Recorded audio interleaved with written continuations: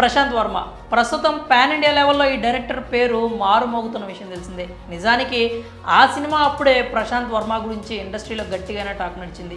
జాంబీరెడ్డి తర్వాత ఆ talk next లెవెల్కి చేరింది. ఇప్పుడు హనుమాన్ దెబ్బతో Prasanth Varma range pan world స్థాయికి ఎదిగింది. నిజానికి ప్రశాంత్ వర్మ కూడా ఇండియన్ సినిమాని హాలీవుడ్ రేంజ్కి తీసుకెళ్లాలనే కలలు కంటూ ఉన్నాడు. తన కెరీర్లో అలాంటి ఒక ఫీట్ని సాధిస్తాడని టాలీవుడ్ ప్రేక్షకులు మాత్రమే కాదు, ఇండస్ట్రీ పెద్దలు కూడా ఆశాభావం వ్యక్తం చేస్తున్నారు.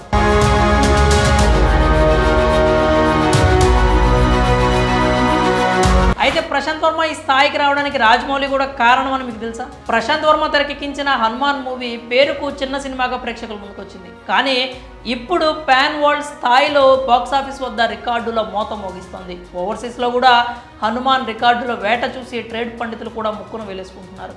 కథలో కంటెంట్ ఉంటే చిన్న సినిమా అయినా పెద్ద రికార్డులు బద్దలు కొడుతుంది. అయితే ఒక్క హనుమాన్ సినిమాతో ఈ క్రేజ్, ఈ రికార్డులు ఆగిపోతాయని అనుకోవట్లేదు. ఎందుకంటే మొత్తం ప్రశాంత్ వర్మ యూనివర్స్లో 12 మంది సూపర్ హీరోలు ఉన్నారు.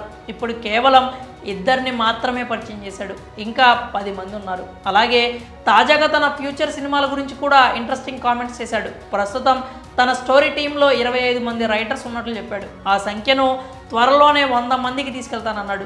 వారిలో కొంతమంది డైరెక్టర్లు కూడా అయ్యే అవకాశం ఉందని చెప్పుకొచ్చాడు. ఇప్పటికే జై హనుమాన్ సినిమా స్టోరీ రెడీ అయిందని, త్వరలోనే పట్టాలెక్కుతుందని కూడా చెప్పుకొచ్చాడు.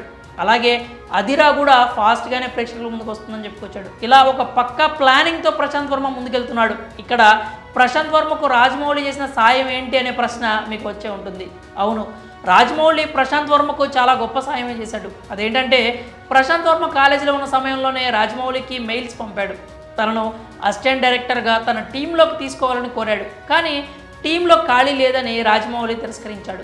ఆ తర్వాత ప్రశాంత్ వర్మ బాగానే బాధపడ్డాడు. కానీ ఆ తర్వాత ఏకలవ్య శిష్యుడిగా మారి జక్కన్న టేకింగ్ని ప్రశాంత్ వర్మ అవపోసన పట్టాడు. ఇప్పుడు రాజమౌళితో పోలుస్తూ పొగడ్తల వర్షం కురిపించే స్థాయికి ఎదిగాడు. ఆ రోజుల్లో రాజమౌళి కనుక అసిస్టెంట్ డైరెక్టర్గా అవకాశం ఇచ్చి ఉంటే ఇప్పుడు ప్రశాంత్ వర్మ ఈ స్థాయిలో ఉండేవాడు అని గట్టిగా చెప్పే పరిస్థితి అయితే ఉండదు. ఆ రోజుల్లో అసిస్టెంట్ డైరెక్టర్గా అవకాశం దక్కలేదు కాబట్టే ప్రశాంత్ వర్మ ఇప్పుడు ఈ స్థాయిలో ఉన్నాడు అని మనం అయితే చెప్పొచ్చు. మరి ప్రశాంత్ వర్మకు రాజమౌళి చేసిన సాయం గురించి మీరేమనుకుంటున్నారో మీ అభిప్రాయాలని కామెంట్స్ రూపంలో తెలియజేయండి.